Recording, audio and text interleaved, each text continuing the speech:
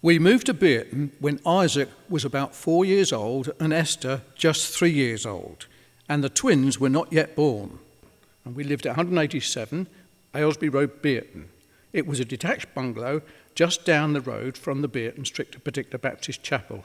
I felt really blessed by God to own it and being so near to our chapel. Now, I was very conscious of the instructions that I was responsible to God for the discipline of my children, and knew the scriptures which spake of spoiling children through the lack of discipline, and the exhortation that if we spare the rod of correction, we would spoil the child. Proverbs 13:24. The other scriptures which spoke to me was that a good father ought to rule his house well. His children should be obedient and subject to him. That if I didn't know how to rule my own house, how should I be able to take care of the church of God? 1 Timothy 3:15. I believe the scriptures spake clearly about corporal punishment, and it was a must. The first occasion I felt the need to exercise corporal punishment was on Isaac, when he was very small. As I write this now, I smile, and I'm sure he would do too. I think he needs corporal punishment now, at the age of 20 years old, when I write this book, that is. Isaac had done something which warranted correction, and I felt this occasion I would use the rod of correction. I was to use a small, thin garden cane, a green one.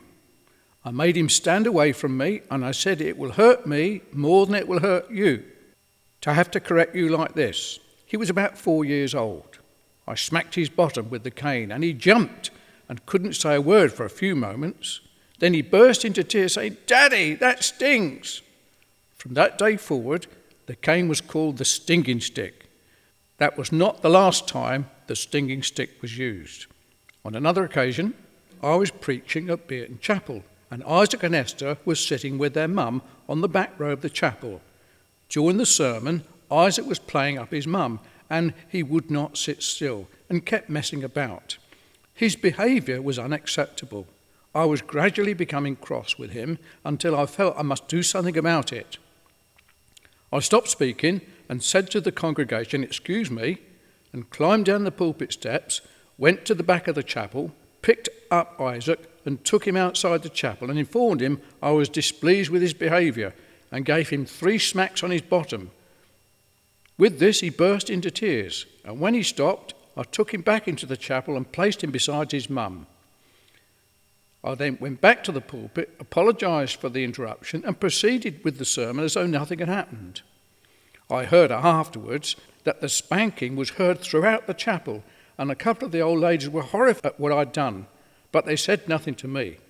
I felt I'd done the right thing, using the rod of correction to drive foolishness from the child. Proverbs 22, verse 15.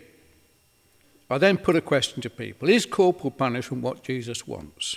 So I've listed here before you a list of scriptures which relate to corporal punishment. Now, what do you think? For the rest of this story, go to the YouTube playlist, Converted on LSD Trip, access via the link at the bottom of this video.